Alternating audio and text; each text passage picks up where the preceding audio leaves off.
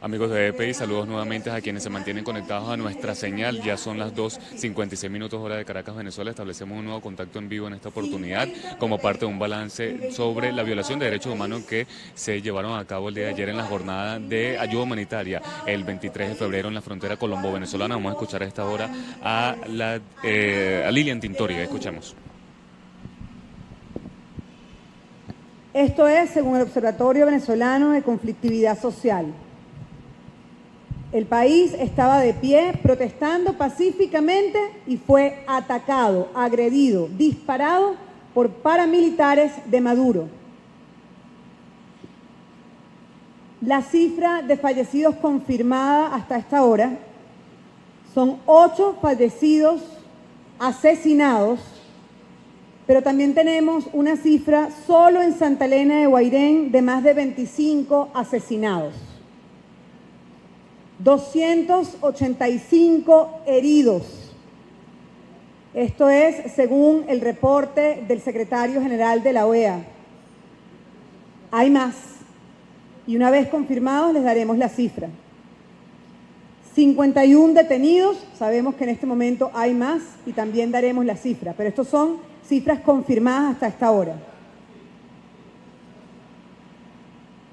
Santa Elena de Guairén, Estado Bolívar, 8 personas asesinadas, más de 50 heridos, la mayoría con heridas de bala, según Provea.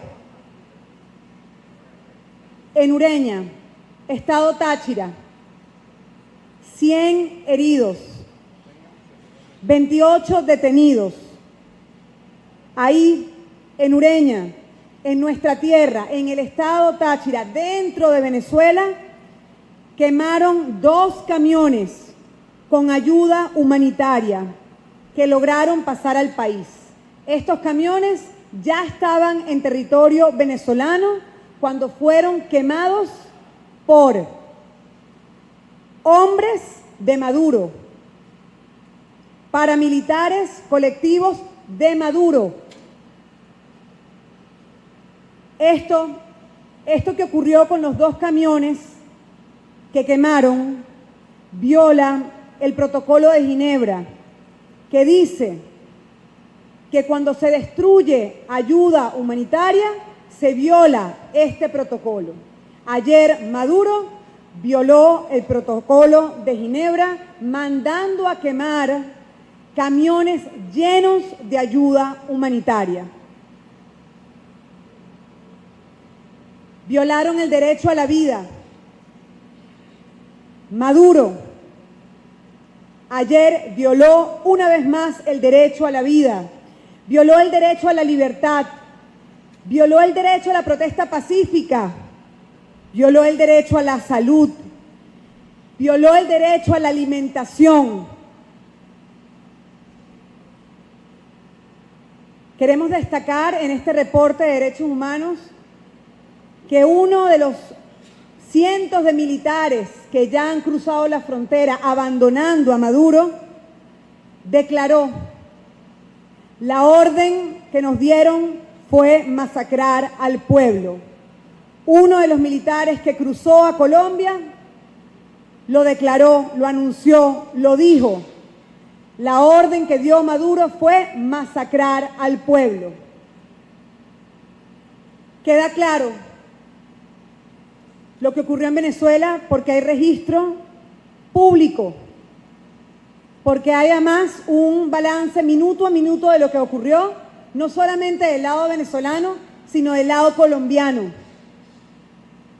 Queda claro que para Brasil, Colombia y el Mar Caribe y las islas del Caribe no hay fronteras que nos dividan porque estamos luchando por el respeto de los derechos humanos. Pero queda claro que quien violó los derechos humanos el día de ayer fue Nicolás Maduro. Reflexiones de activistas de derechos humanos. He conversado con varios esta mañana, desde muy temprano, anoche y esta mañana, con muchos activistas de derechos humanos en Venezuela y alrededor del mundo. ¿Cómo es que ellos dicen que quieren paz y la Policía Nacional Bolivariana estaba armada disparando bombas y balas. ¿Cómo es que ellos dicen que ellos sí quieren ayuda humanitaria, pero entonces su gente, la gente de Maduro que estaba ahí, quemó la ayuda humanitaria, incendiándola?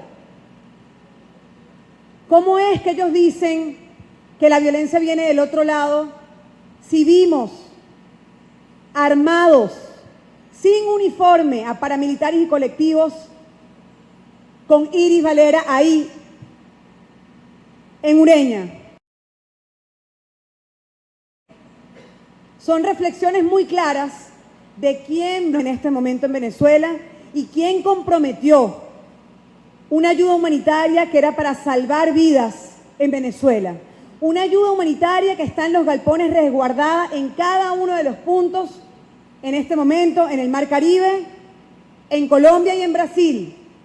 Y que esa ayuda humanitaria está resguardada y le decimos a Venezuela que se va a seguir haciendo el trabajo con la coalición Ayuda y Libertad para que entre todas esas donaciones de ayuda humanitaria, como es nuestro deber, seguir luchando por salvar a la gente, por ayudar a nuestra gente. Maduro le dispara a nuestros estudiantes, asesina a nuestros jóvenes y asesinó a nuestros pemones. A cada mujer venezolana que nos escucha, quien nos disparó ayer fue Maduro. Maduro no solamente, como dice nuestro presidente encargado Juan Guaidó, no protege a nadie, sino que Maduro asesina a las venezolanas y a los venezolanos. Violan el derecho a la vida, el más sagrado.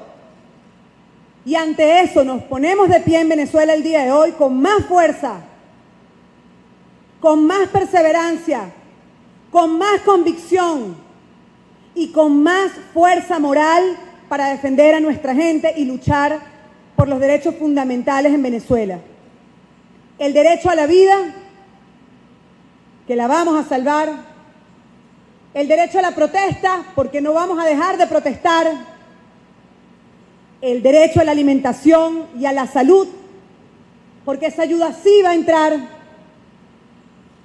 Y el derecho de soñar, llenos de esperanza de que esta etapa en Venezuela va a terminar. Todos preguntan hoy, ¿cómo vamos? Nuestros líderes nos los van a decir, pero en el fondo de mi corazón, a pesar del sufrimiento que hoy se vive en el Táchira y que hoy se vive en Santa Elena de Guairén y que hoy se vive en 9 estados del país donde paramilitares atacaron, paramilitares de Maduro, les decimos, vamos bien, vamos muy bien. La comunidad internacional sabe quién es Maduro y sabe de lo que es capaz de hacer. Y lo demostró una vez más el día de ayer, 23 de febrero.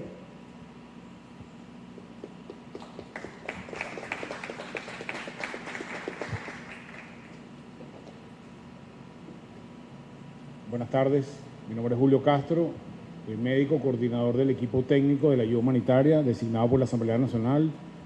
Y yo quiero hacer referencia a 2 puntos fundamentales en este momento. Ya ayer notificamos parte de los insumos, medicamentos y productos de soporte nutricional terapéutico que estaban en los camiones que fueron quemados por los irregulares dentro del territorio venezolano. En este momento, el Hospital de Santa Elena, desde las últimas horas de ayer y hoy, tiene prácticamente un sitio. Hay muy poca posibilidad de meter en ese sitio insumos, material médico quirúrgico o trasladar pacientes graves a otros sitios que tengan mejor capacidad de atención, y estamos trabajando en todo lo que nuestra logística y capacidad puede ofrecer para tratar de ayudar tanto a la gente de la India Pemón como a los criollos que están heridos por heridas de bala en ese hospital en este momento. También tenemos reportes del día de ayer de médicos voluntarios que fueron detenidos en las cercanías al Cabalas de Tumeremo, Estado Bolívar, y que iban con la única función de ayudar con insumos y su conocimiento a la zona afectada del Estado Bolívar. Lo mismo el día de hoy. Y sobre esto quiero hacer un énfasis muy, muy importante, que tiene dos destinatarios de ese mensaje. El primer destinatario son el personal de salud. El personal de salud, por su naturaleza, está garantizado, debe estar garantizada su seguridad y es un receptario natural de ser un actor de ayuda humanitaria. No tiene que tener un símbolo para ser un actor de ayuda humanitaria. No tiene que tener un chaleco, no tiene que tener una cruz o tiene que tener un color específico. Por la naturaleza de su trabajo, él es un actor humanitario, esté donde esté. Y esto es algo que todos los médicos, enfermeras y personal de salud del país debemos entender hoy en día. Cada uno de esos voluntarios es un actor de ayuda humanitaria. No importa dónde esté, no importa lo que haga. Y eso tiene una implicación muy particular para ellos, que está protegido por leyes internacionales que tienen rango supraconstitucional. Independientemente de las leyes locales, que también las protege y Venezuela está adosado a esos convenios, todos esos actores de ayuda humanitaria tienen y deben tener y debe garantizarles una protección en función del tipo de trabajo que hacen. Por lo tanto, y va el mensaje para los segundos receptores que deben tener este mensaje. Cualquier persona, uniformada o no, que esté en funciones militares o paramilitares y que intente sobre estos actores de ayuda humanitaria presionarlos, decomisarlos, robarlos o hacer que ellos modifiquen su actividad humanitaria, están incursos en delitos de lesa humanidad y por lo tanto pueden ser juzgados, hayan sido ordenados o no hayan sido ordenados. Y es importante que tanto los receptores, personal de salud, como las personas que han tenido actitudes en ese sentido lo tengan.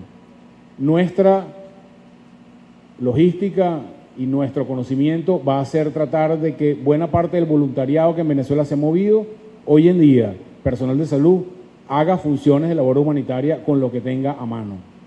Y eso es una idea fundamental. No podemos perder eso de vista. Y nosotros de alguna manera levantamos una alarma y una alerta internacional a las organizaciones de derechos humanos internacionales para que sean garantes de estos derechos en la cual Venezuela consigna estas leyes internacionales. No es un hecho aislado el tema de Tumeremo. Esto viene pasando sistemáticamente en Venezuela. En el 2017, ambulancias claramente identificadas como personal de derechos humanos y de apoyo a personal de salud fueron atacadas por uniformados en la ciudad de Caracas y eso está claramente documentado y esas denuncias han sido hechas persistentemente. Con esto lo que queremos decir es que hay un índice claro de que de parte de los aliados de Nicolás Maduro tienen el interés particular de amedrentar al personal de salud y eso no lo vamos a permitir o no lo vamos a hacer, a documentar todas esas acciones.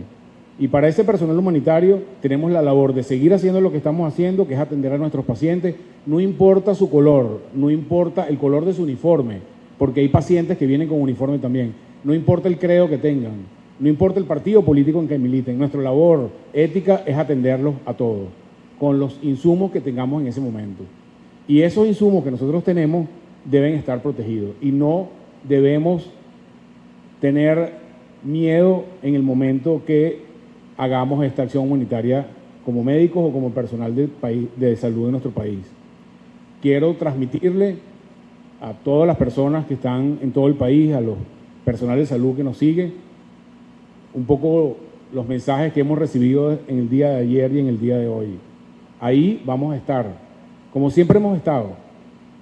Hemos visto como pacientes a ministros, a viceministros, familiares, esposa de personas que están en el gobierno en este momento. Y es parte de los compromisos de lo que nosotros hemos tenido con lo que algún día juramos cuando salimos de la universidad. Y así lo vamos a seguir haciendo cumplir, aún a costa de nuestro propio riesgo. Muchas gracias.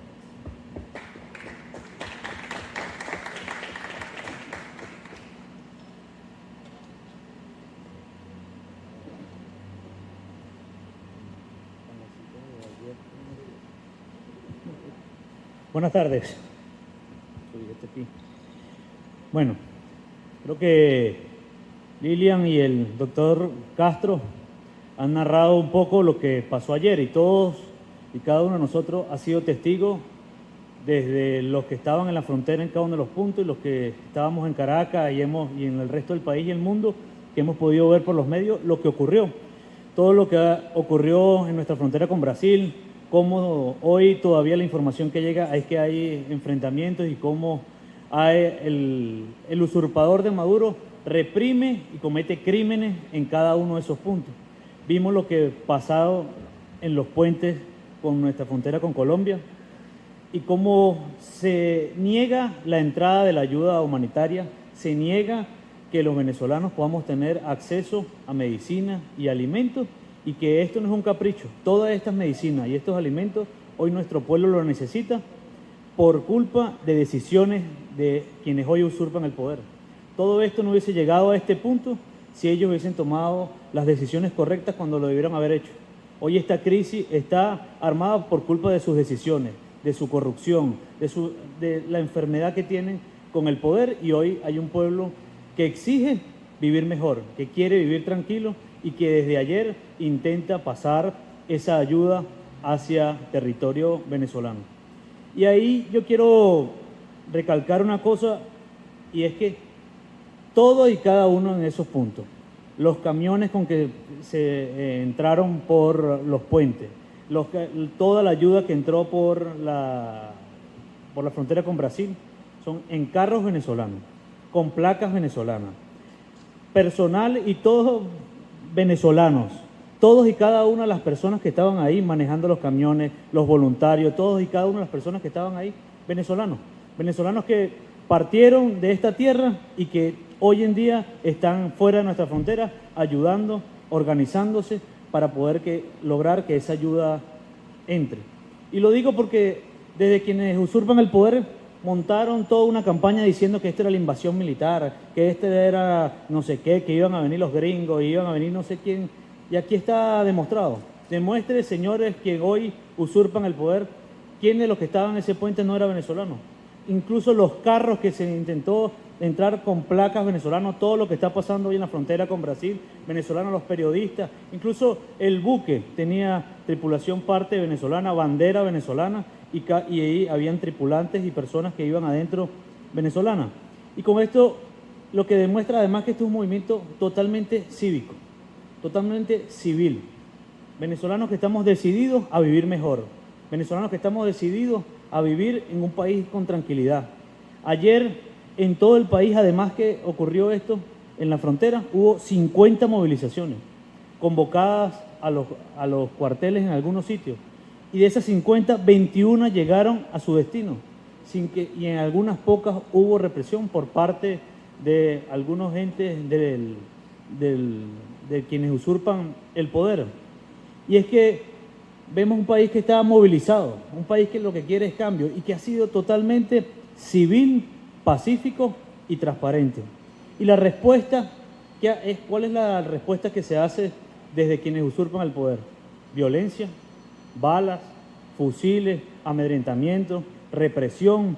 Hoy los pocos, esa cúpula que hoy maneja la Fuerza Armada, esa cúpula que maneja el gobierno, está viviendo en privilegio y quiere que no entre esa ayuda porque están viviendo tranquilos, porque están enfermos de poder. Pero ayer también vimos cómo venezolanos, como jóvenes de nuestra Fuerza Armada dieron el paso de estar con la Constitución, porque ellos son testigos en cada una de esas alcabalas, en cada uno de esos pueblos, en cada uno de sus regimientos donde están, ven lo que está ocurriendo.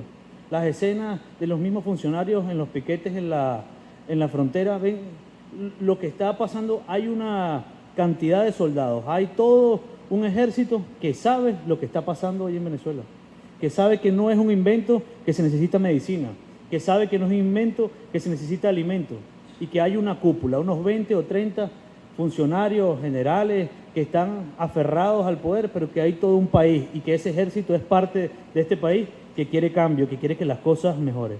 Vimos cómo dieron el paso y además cómo nuestros hermanos venezolanos los recibieron con los brazos abiertos, cómo se les ha dado la garantía para ellos y su familia. Y la respuesta de quienes usurpan el poder, ¿cuál fue? Perseguir a su familia, perseguir a personas que no tienen, que son humildes, personas en casas, en pueblos. Esa es la respuesta de quienes usurpan. Pero hoy ellos saben que están más frágiles que nunca, que todo eso que está pasando allá adentro está tambaleando, que hoy que se quieren mostrar fuerte y todos tienen por Twitter y en sus declaraciones un lenguaje bélico y de guerra. Este país no quiere guerra. Este país no quiere una solución bélica. Este país lo que quiere es que esto cambie. Lo que quiere es vivir mejor y que ellos son un obstáculo y que hoy Maduro representa un dique para el futuro de este país. Y cierro con que también la comunidad internacional vio lo que pasó ayer. Todos hemos sido testigos. Todos y cada uno de la comunidad internacional tiene hoy representantes, oficinas, funcionarios en este país. Y un mensaje puntual a quienes llevan el adelanto de la propuesta del grupo de contacto, a Uruguay y a México. No se puede ser neutral cuando lo que estamos viendo aquí es desde quienes usurpan el poder, usan a personas, grupos paramilitares, para armados y dispararle a una población que lo que quiere es llevar medicina y alimentos. No se puede ser neutral cuando estamos viendo la miseria y estamos viendo la pobreza que hoy hay en el país por quienes hoy usurpan el poder. No se puede ser neutral ante los crímenes que hoy está sucediendo en este país. Entonces le decimos a nuestros hermanos de Uruguay, de México, nosotros siempre estamos de acuerdo con buscar un acuerdo, con hablar, con buscar una resolución pacífica. Pero ese miedo que nos dieron en las reuniones y en los contactos que tuvimos esta semana con los representantes que vinieron de que había una guerra, ahí está demostrado quiénes son los que tienen las armas, quiénes son los que no están dispuestos a hablar, quiénes son los que no quieren la paz y quieren por la vía de la fuerza y de las balas quedarse en el poder. Gracias.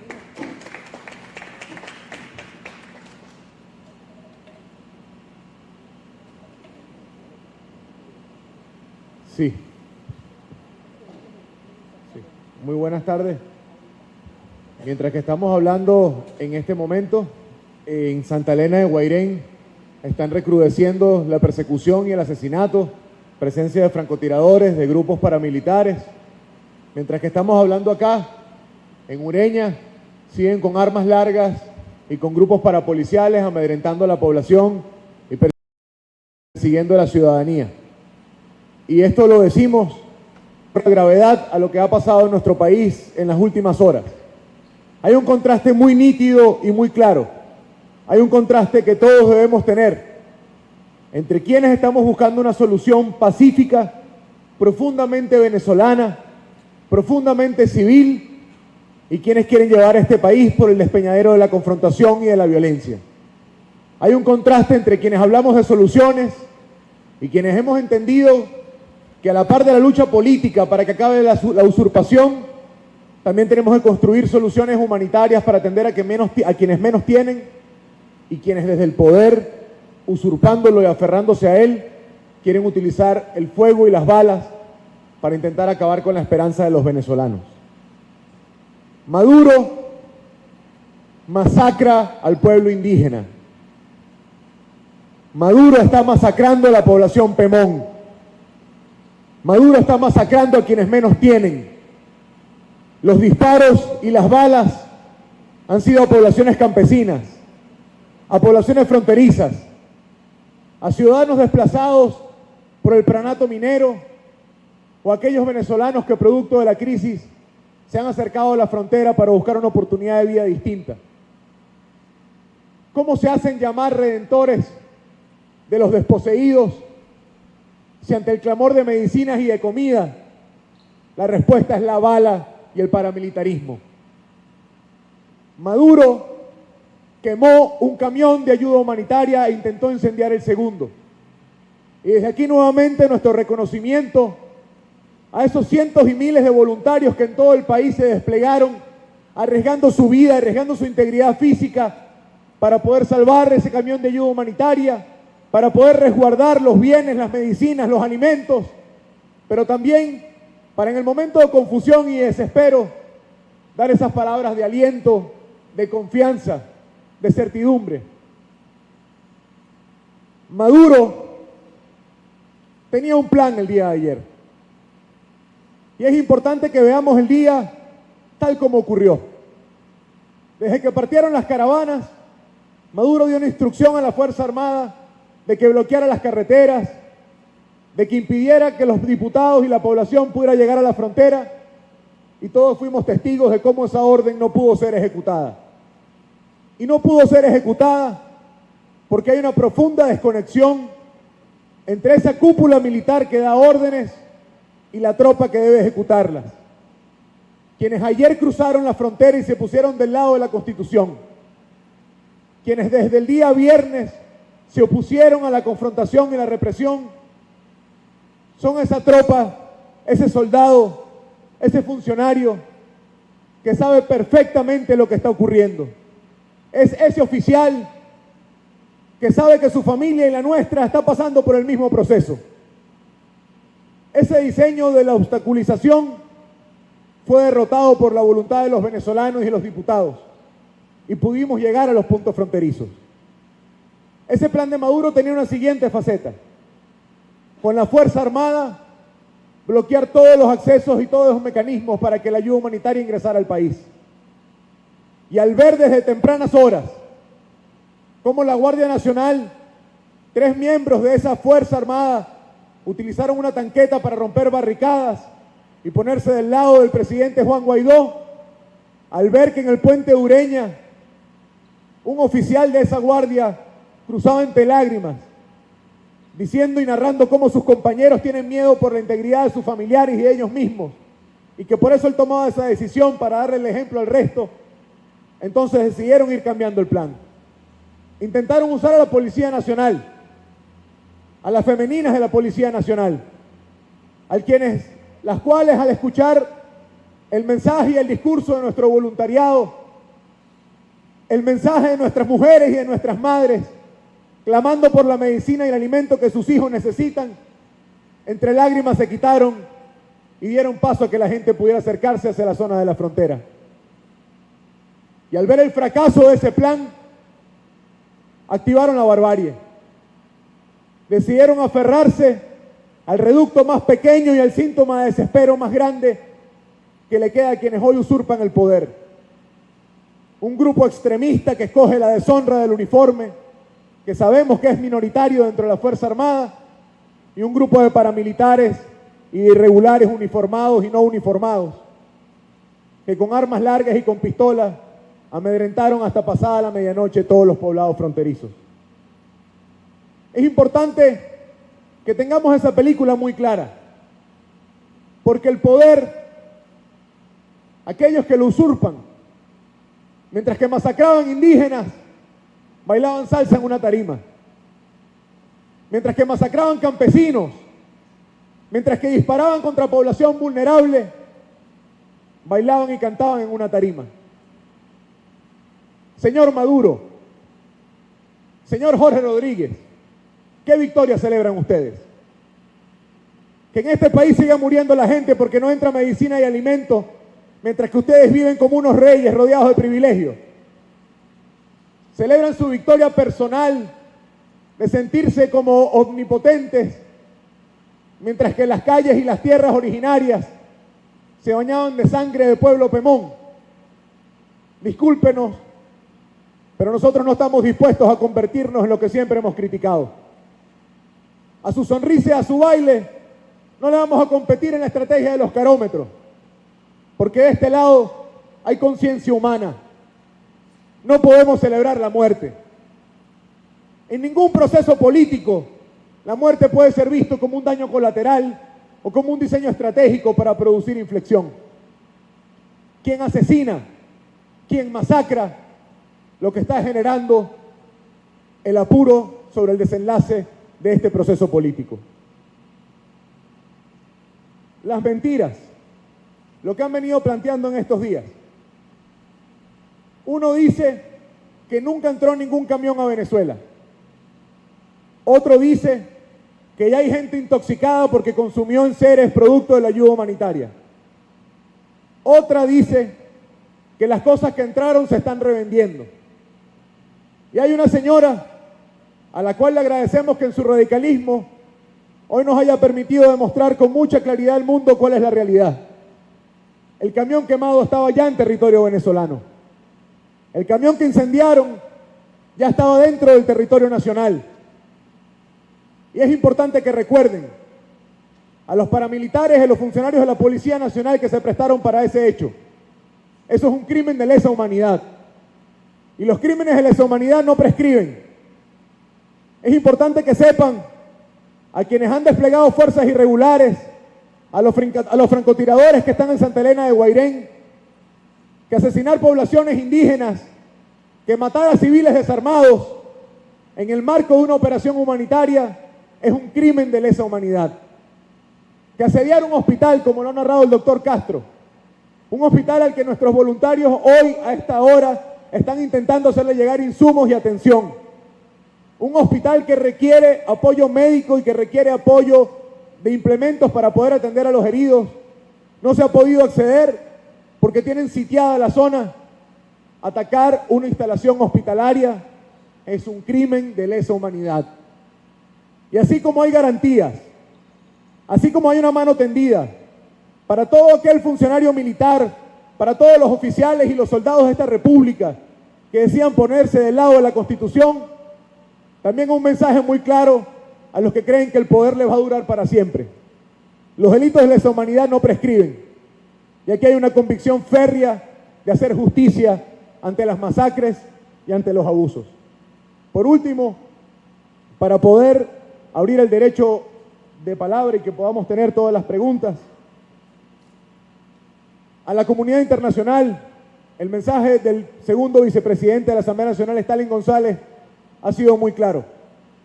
Y amplío un poco los receptores.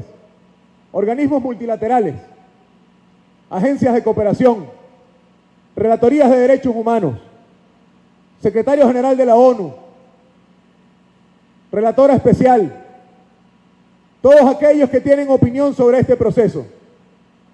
No se puede ser imparcial ante la barbarie. No se puede ser neutral ante la masacre, ante la persecución. A los movimientos de izquierda del mundo, a esos que estaban preocupados el jueves y el viernes y mandaban comunicados por todos lados que estaban preocupados por la invasión militar norteamericana. Civiles venezolanos en vehículos venezolanos fueron masacrados por grupos irregulares y paramilitares de quienes usurpan el poder. Quemaron ayuda humanitaria, atacaron instalaciones hospitalarias. No hay excusa para no marcar postura. No hay excusa en los organismos, no hay excusa ideológica, porque la discusión que hoy está planteada en Venezuela es entre la vida y la muerte. A quienes nos preguntaban desde ayer, ¿esto implica que se acabó el esfuerzo para la ayuda humanitaria? La emergencia humanitaria compleja en nuestro país persiste. Al contrario, a partir de ayer se ha profundizado. Y el trabajo de este equipo es redoblar los esfuerzos, replantear la táctica y poder hacer que la ayuda entre en la dimensión y en la escala que hace falta. Pero tengamos todos algo muy claro.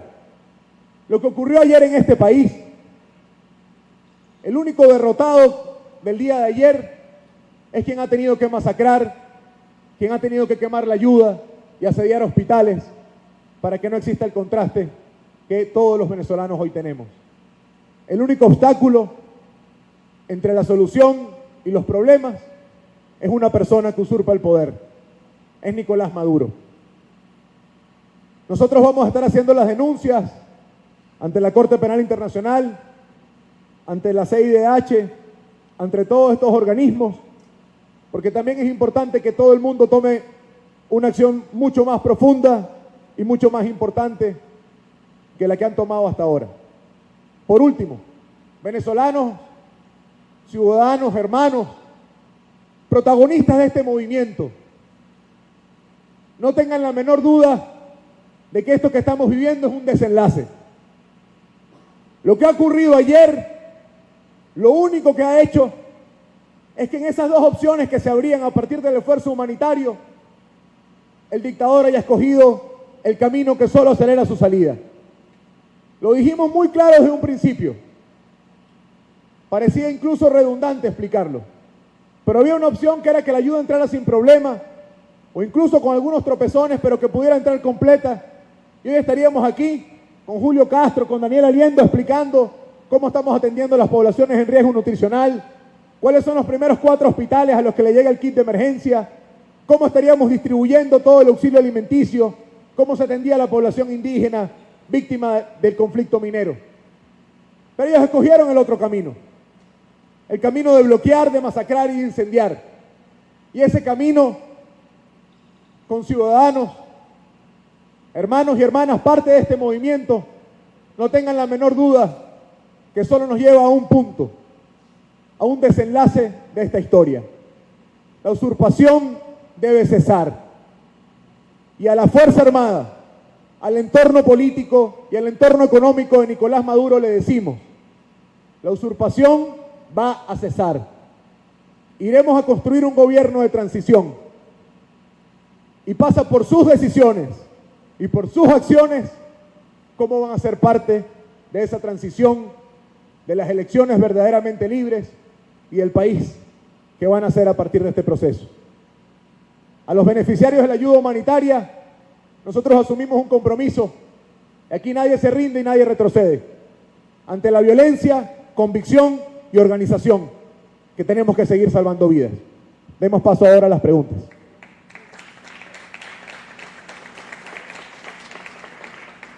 Buenas tardes. Primero, tengo 3 preguntas.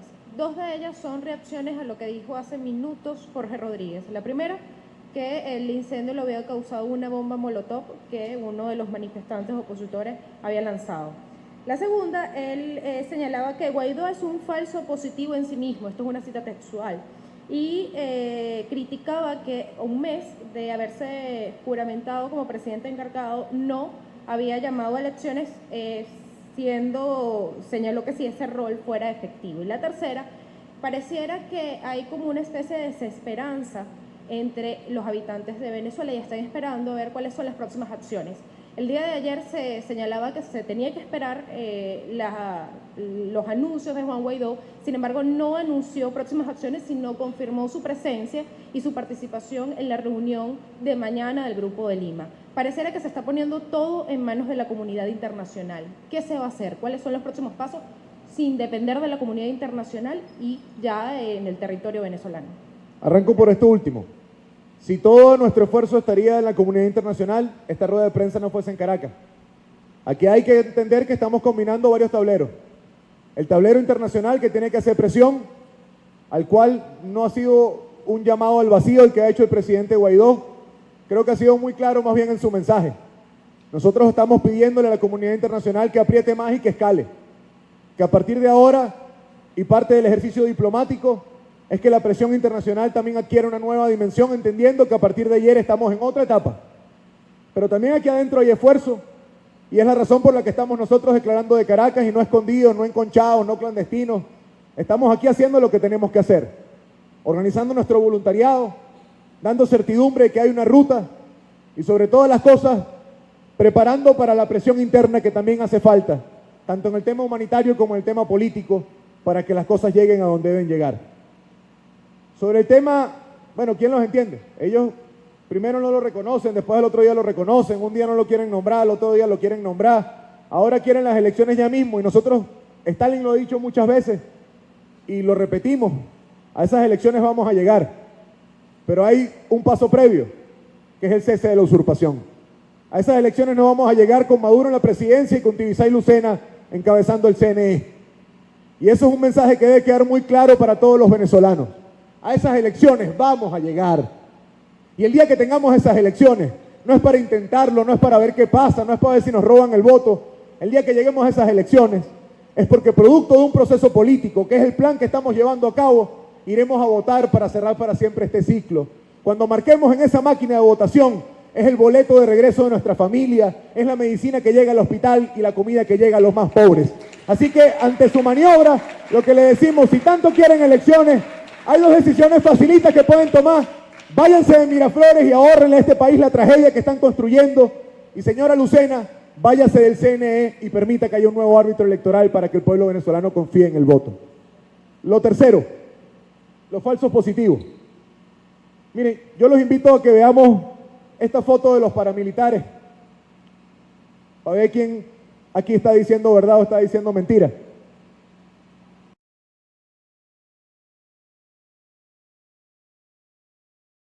Aquí ustedes pueden ver civiles armados, público que tuvo ayer la usurpación.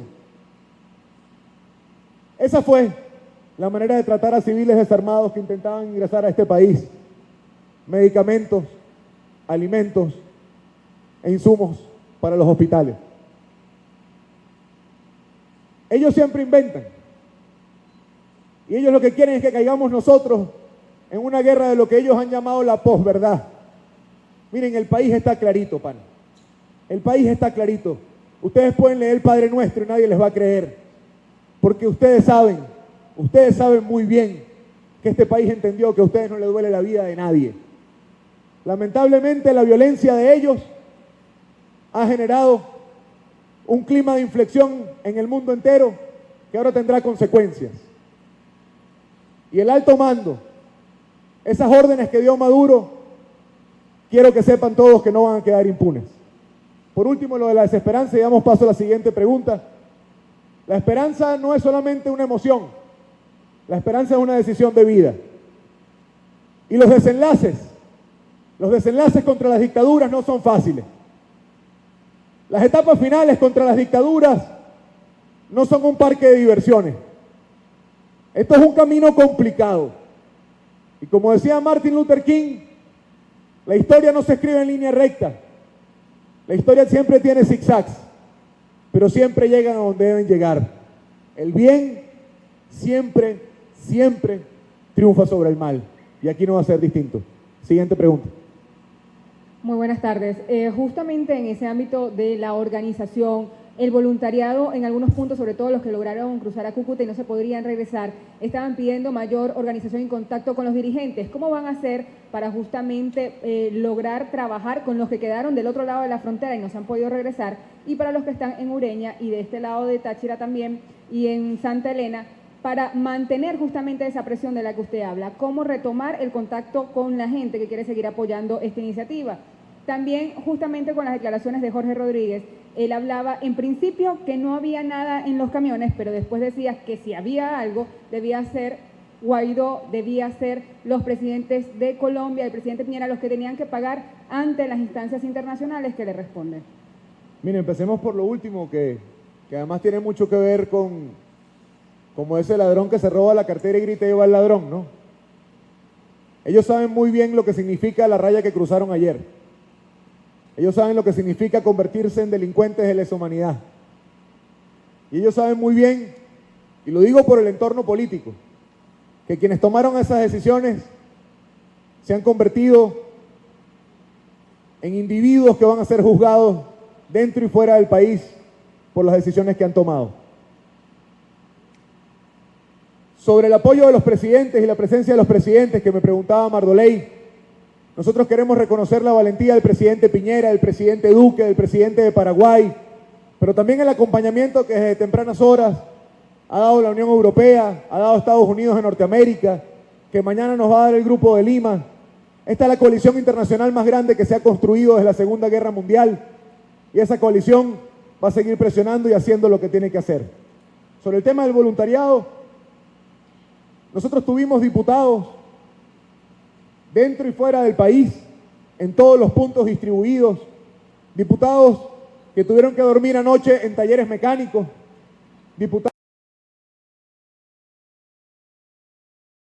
que tuvieron que dormir ayer entre el monte y los matorrales que conducen al pueblo de San, como Delsa Solórzano, que todos vimos cómo salió desmayada, producto del uso indiscriminado de gases lacrimógenos, diputados como Carlos Paparoni, que fue emboscado por grupos irregulares en su proceso de tránsito cerca de la frontera, pero también nuestro exilio, nuestra diáspora, diputados como Olivares y como Gaby Arellano, que fueron los primeros en intentar organizar la cadeneta humana para que eso funcionara bien, que veían con nostalgia tener la rayita del país ahí cerca sin poder cruzarla, y que a ellos nuestro reconocimiento como guerreros, como valientes. A nuestro voluntariado, Roberto Patiño, nuestro coordinador, estaba presencialmente en Ureña Mucho de nuestro equipo operativo estaba distribuido en todos los puntos de la frontera. Ahora, sin duda alguna, yo lo digo, porque es que a veces uno lee en Twitter, es que te están cayendo a plomo 70 tipos, hay fales, hay no, de todo, hay francotiradores, hay ametralladoras, hay capuchas. Entonces hay quien escribe, bueno, ¿y dónde está el orden alrededor de eso? Es que aquí nosotros somos un movimiento civil. Nosotros no vamos a responder a táctica militar con tácticas militares. Y es normal que en un estado de conmoción, ante el uso absoluto de la fuerza bruta para masacrar y para destruir ayuda humanitaria, se genere un escenario de caos diseñado por quien usurpa el poder. Ahora, también ponderemos el control político de este lado. ¿Cómo hubiese sido el resultado de eso si no hubiese control político sobre nuestra base, nuestro voluntariado y nuestros activistas? Si ahí no hubiese una decisión absolutamente comprendida de que nuestra lucha es no violenta, es pacífica y no confrontacional, ¿cómo hubiese sido eso? Pero además veamos el país. 50 movilizaciones, de las cuales 21 llegaron a cuarteles militares. En Caracas, Juan Andrés Mejía estuvo 4 horas en los alrededores de La Carlota. Miren, es que ni con una llave le dieron una reja de la base aérea. Porque hay convicción. Porque así como a la diputada Pichardo le ha tocado muchas veces desde la Comisión de Justicia y Paz mandar mensajes, ayer nuestro movimiento civil y nuestros diputados lo hicieron a lo largo y ancho del territorio y también fuera de la frontera. Pero no nos caigamos en engaño. Ante la violencia y la brutalidad, es normal que hayan imágenes de conmoción y de desorden. Y es por eso que nosotros le damos el sentido de gravedad a lo que ha ocurrido. Porque han cruzado una línea más, Mardoley. Ya no es una lacrimógena contra una protesta que intenta llegar al oeste de la ciudad. Es una bala en la cabeza de un pemón.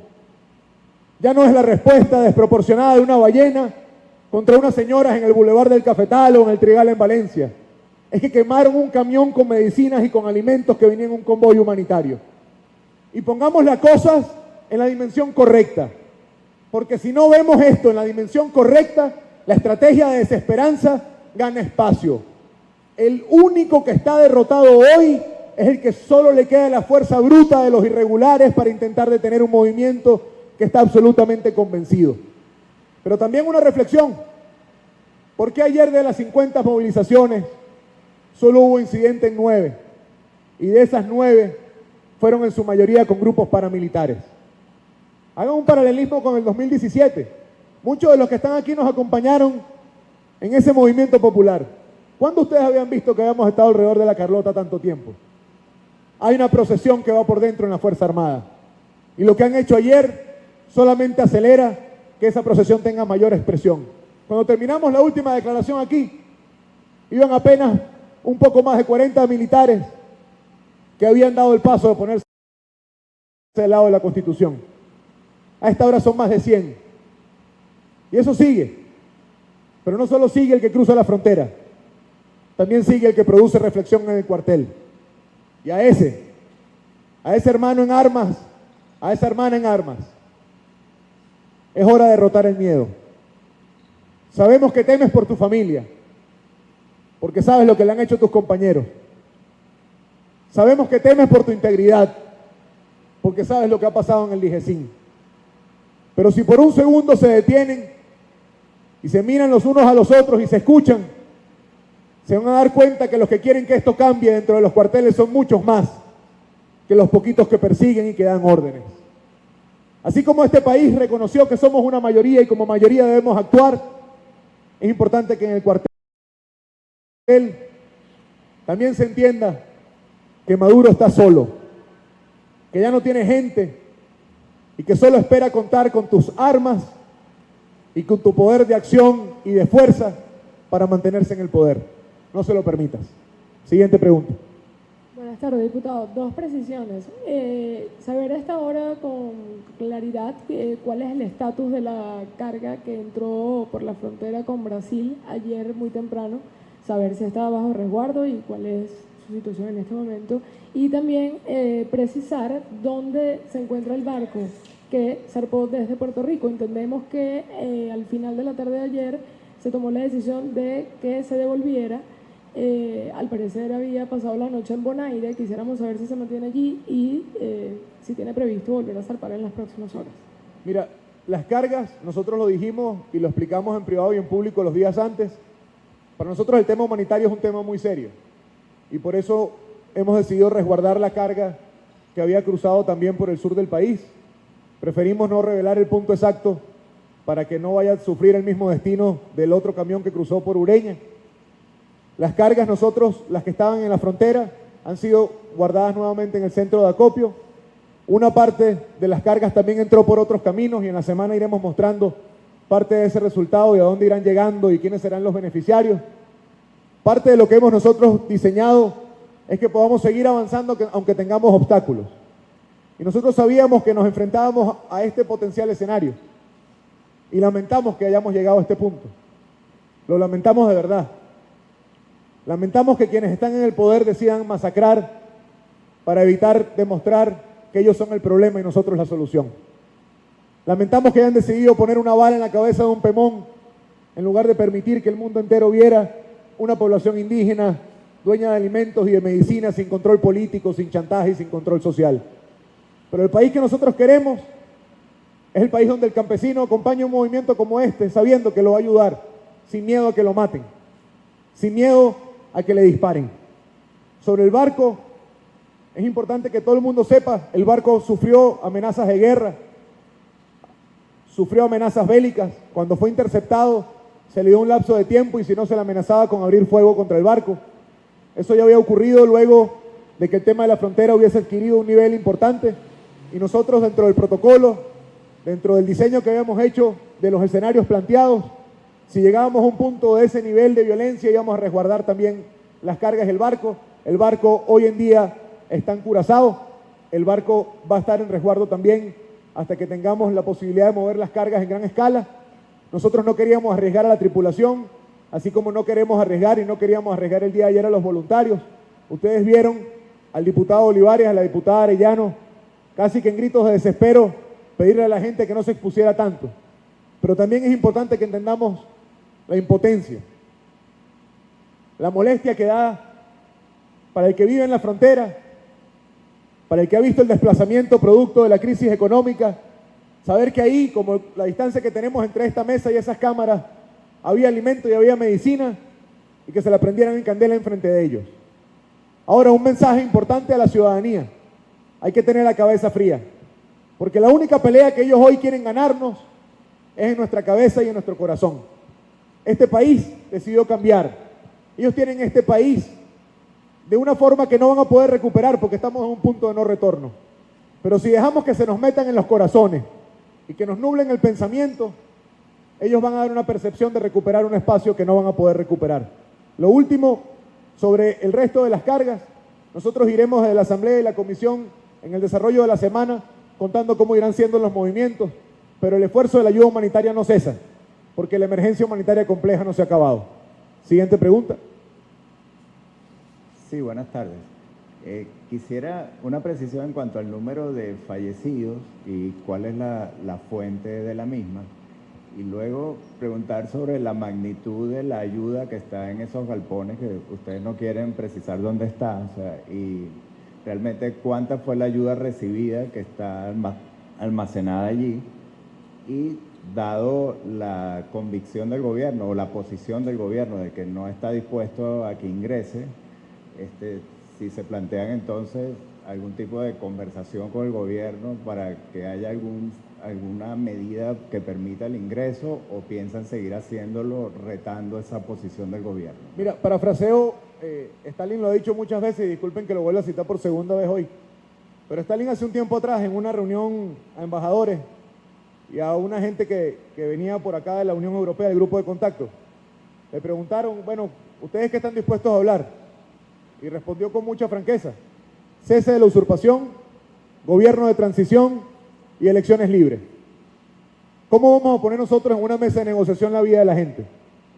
¿Qué tipo de irracionalidad política tienen quienes hoy están en el poder que pretenden que la entrada de medicamentos y alimentos tenga que pasar por una negociación y un acuerdo político? Al final este esfuerzo es un esfuerzo humanitario que nosotros tenemos que lograr que se materialice. pero tenemos que tener el foco muy claro en que lo que ha pasado el día de ayer demuestra que la solución que este país necesita es que Maduro no esté en el poder.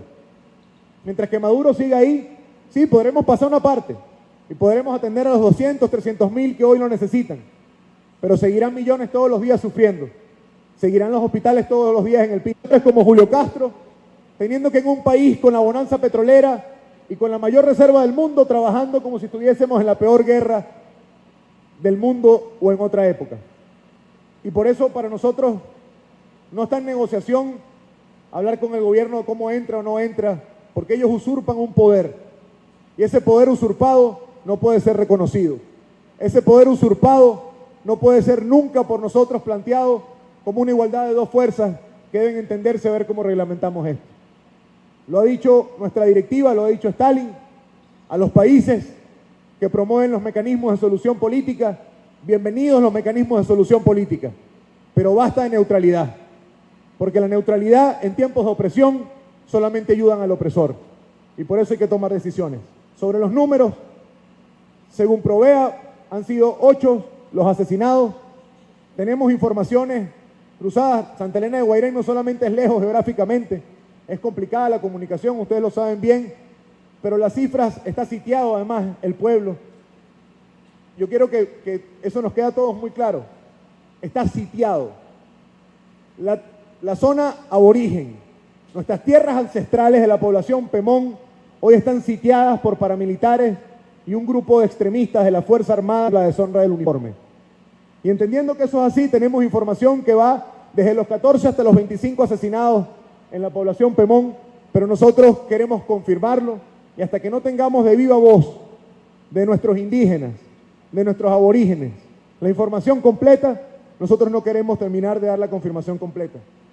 En el informe de la OEA que publicó ayer Almagro y que el día de mañana también será discutido en el Grupo de Lima, habrá mayor detalle y profundización sobre todo este tipo de cosas. Si hay alguna otra pregunta, la verdad, yo estoy dispuesto a que respondamos más para que se aclaren las dudas. Faltó responderte algo, ¿verdad? Mira, son 2 camiones que pasaron por el sur. Esos 2 camiones representan una carga de aproximadamente 50 toneladas. Esos 2 camiones del sur tienen el mismo protocolo y los mismos contenidos que el que venía por la frontera con Táchira y Cúcuta. Eran fundamentalmente suplementos nutricionales, insumos médicos y auxilio alimenticio. En este caso había también una carga importante de kit de higiene y purificación de agua para las poblaciones indígenas. Ustedes saben muy bien que el arco minero ha destruido el ecosistema y todo el sistema ecológico, valga la redundancia, del sur de nuestro país. Y por eso lamentamos mucho que hoy no podamos tenerlo donde debe estar, pero decidimos resguardarlo y no publicar el sitio para que eso no sea también un objeto de algún acto vandálico. Buenas tardes, diputado. Quisiera hablar sobre lo que comentaba hace minutos sobre la importancia de la conducción política que se ha hecho este fin de semana en Caracas ante la ausencia de Juan Guaidó. Él va a estar mañana en el Grupo de Lima, en la reunión del Grupo de Lima. ¿Ustedes tienen previsto cuándo podría regresar Juan Guaidó a Venezuela? Si estamos hablando de un corto plazo, un largo plazo, o si es que tiene previsto regresar. Te puedo decir que no está previsto. No está previsto un presidente en el exilio, no está previsto un gobierno republicano como el español en la dictadura de Franco. Guaidó no corre. A Guaidó le amenazaron de que él no podía salir del país porque le iban a meter preso. Guaidó va a volver a entrar. Porque nosotros hemos entendido que la única forma de predicar en política es con el ejemplo. La conducción que se pudo hacer aquí ayer, la conducción de Mejía, la responsabilidad que tiene Stalin en nombre de toda la Junta Directiva aquí en Caracas, tiene que ver fundamentalmente con que la única manera hoy de liderar es con presencia, es con ejemplo, es con claridad, es con franqueza. Juan ayer terminando la rueda de prensa con los presidentes, dijo muy claro que él vuelve. Lo que está ocurriendo entre hoy y mañana es un presidente en ejercicio de sus funciones, utilizando sus competencias de representación internacional, participando en el foro de nuestros aliados regionales, en los aliados más importantes que tenemos, en nuestros vecinos más cercanos, en esa América Latina que agradecemos que actúa como un bloque y que a partir de la reunión de mañana con el Grupo de Lima, con el vicepresidente Mike Pence y de conversaciones que tendrá también con países miembros de la Unión Europea, iniciará su retorno para ejercer desde acá y desde aquí seguir empujando la presión que hace falta.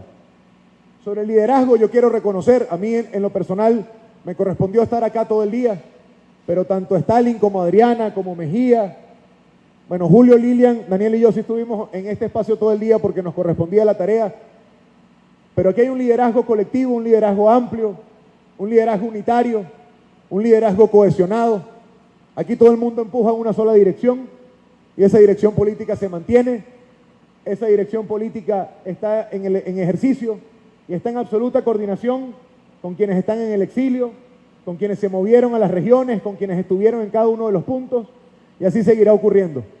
A quienes desde la usurpación del poder intentan también hacer divisiones, ni lo intenten.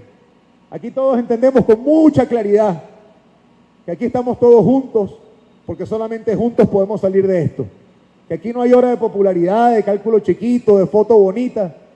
Que aquí el único objetivo, el único resultado que este país espera de nosotros y que nosotros estamos dispuestos a darle es un gobierno distinto al que hoy usurpa el poder y encabeza Nicolás Maduro. Tú tenías una pregunta más y con eso cerramos.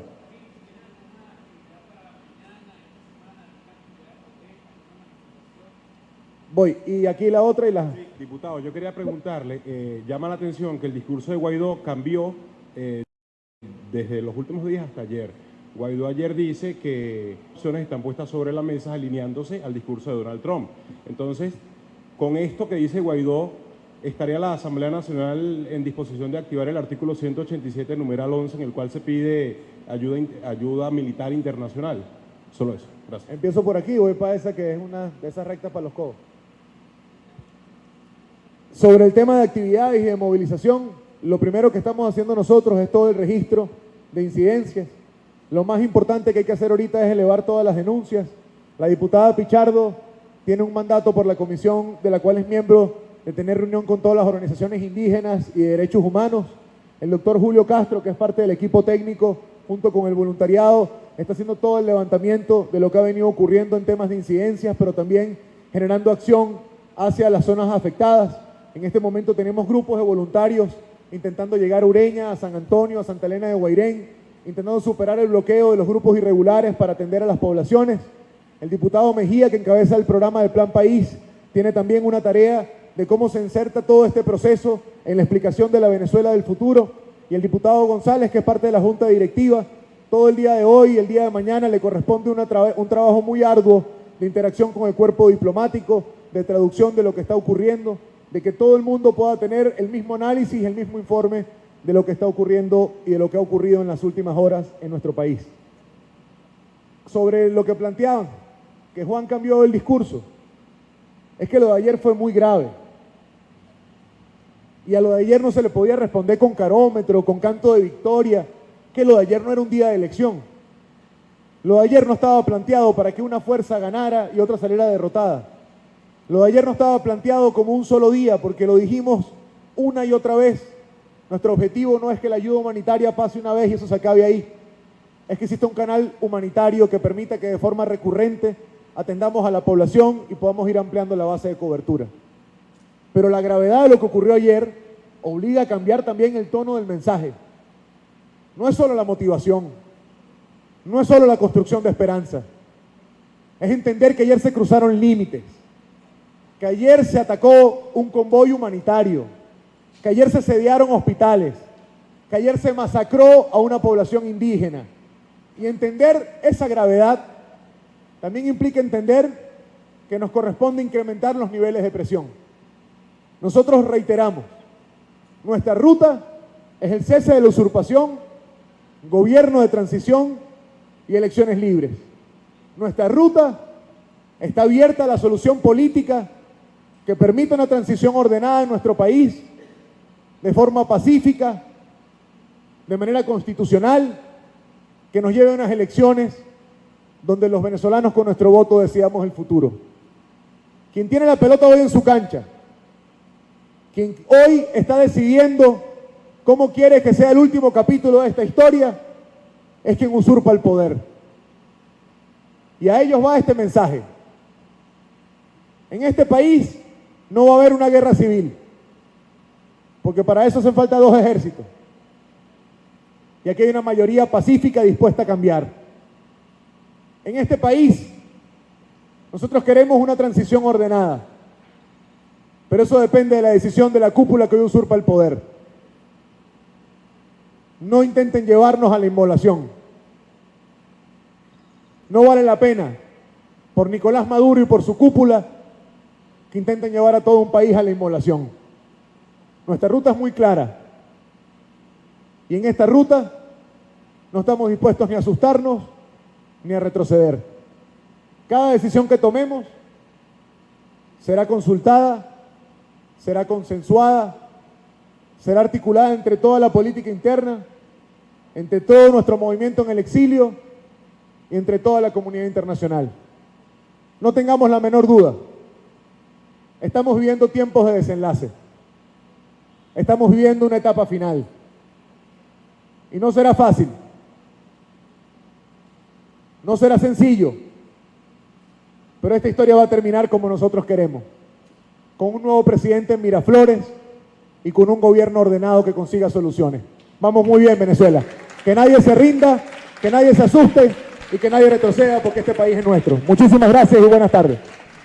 Bien, palabras entonces finalmente del diputado Miguel Pizarro, quien informa sobre el balance general que se suscitó el día de ayer, 23 de febrero, en toda la frontera colombo-venezolana y también en la frontera con Brasil. Él finalmente asegura que fueron 2 camiones los que pudieron ingresar por el sur del país con aproximadamente una carga total de ayuda humanitaria de 50 toneladas, esto entre insumos médicos y auxilios alimenticios. Es importante resaltar que sobre la embarcación que partió desde la isla de Bonaire y que regresó luego de recibir amenazas bélicas, así mismo lo planteó el diputado Miguel Pizarro, se mantiene en Curazao y está en resguardo toda la ayuda humanitaria, así mismo como en resguardo también la que ingresó por el sur del país, como ya mencionamos, se encuentra en los centros de acopio, sin embargo no quiso especificar los puntos en donde se encuentra por previsión y precaución precisamente a que suceda lo mismo con la que pasó, la que fue incinerada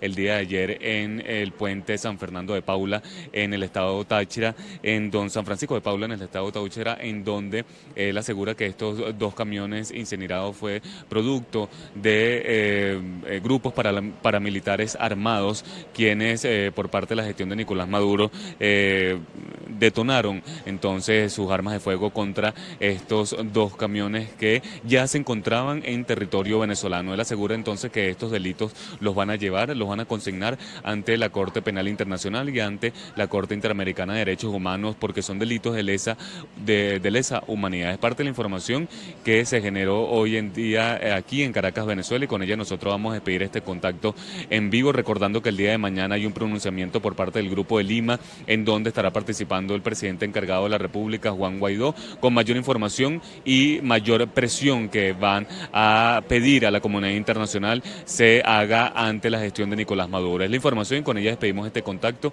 Reportó para BPI TV Joan Álvarez.